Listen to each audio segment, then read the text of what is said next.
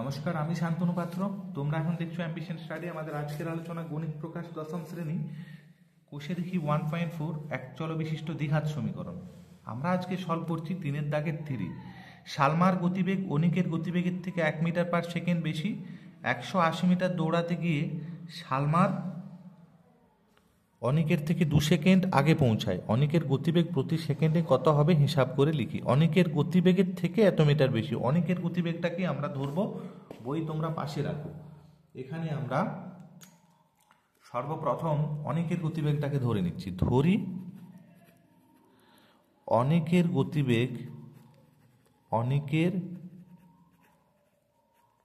গতিবেগ x metre per second. তাহলে সালমার গতিবেগ কত হবে? সালমার গতিবেগ এর থেকে 1 মিটার বেশি, মানে x plus 1 meter per second. তাহলে মোট দূরত্বটা কত? তাহলে মোট দূরত্ব হচ্ছে 180 মিটার। তাহলে এই দূরত্বটা যেতে অনিকের সময় কত লাগবে? অনিকের সময় লাগবে, তাহলে দূরত্ব বাই গতিবেগ,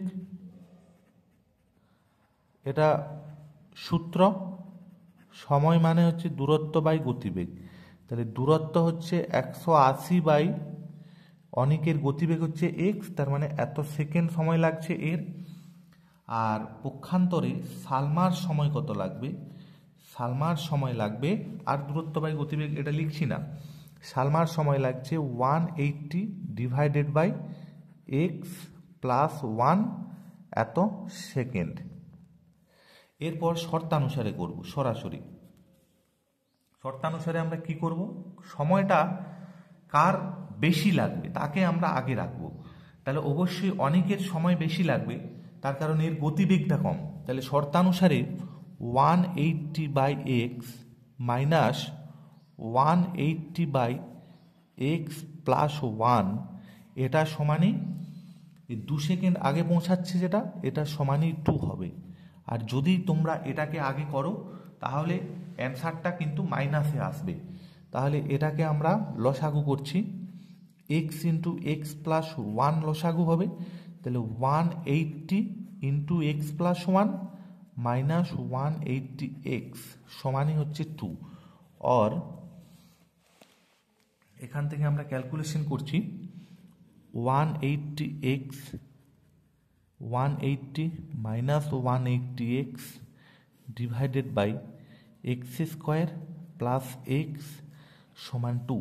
এটা কেটে যাক। আর এখানে দেখো, এই যে এখানে 2 আছে আর এখানে 180 আছে, তুমি একটা লাইন তুমি বাড়িয়ে নিতে পারো, সমান 2। এটা কেটে যাবে, 2 1 দ্য 2, আর এটা 90 হবে। আর এক্স স্কোয়ার প্লাস এক্স, এটাকে 1 এর সাথে গুণ করলাম আর এটা 90 হবে, সমান 90 পড়ে থাকছে। এখান থেকে x square plus x minus 90 সমান 0।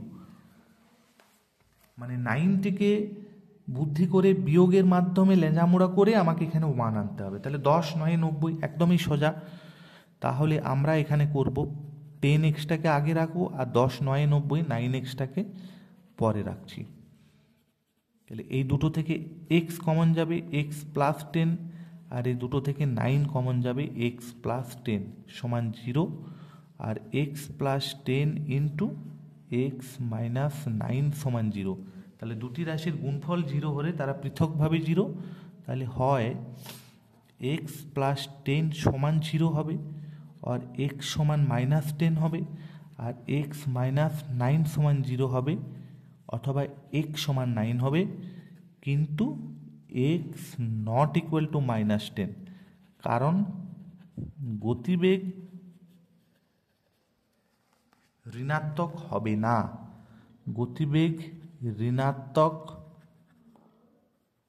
হবে না, গতিবেগটা ঋণাত্মক হতে পারে না।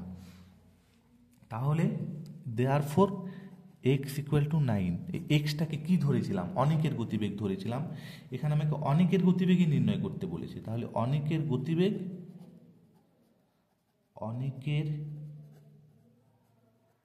গতিবেগ 9 মিটার পার সেকেন্ড অ্যান্সার। ধন্যবাদ ভিডিও দেখার জন্য। যদি তোমাদের ভালো লেগে থাকে তোমরা লাইক শেয়ার কমেন্ট করবে। নতুন যদি তোমরা কেউ থেকে থাকো তাহলে এই ধরনের ভিডিও পাওয়ার জন্য তোমরা আমার চ্যানেলটি সাবস্ক্রাইব করে নিতে পারো, এবং যদি কোনো সমস্যা তোমাদের থেকে থাকে তাহলে অবশ্যই আমাকে তোমরা কমেন্ট সেকশনে জানাবে। ধন্যবাদ।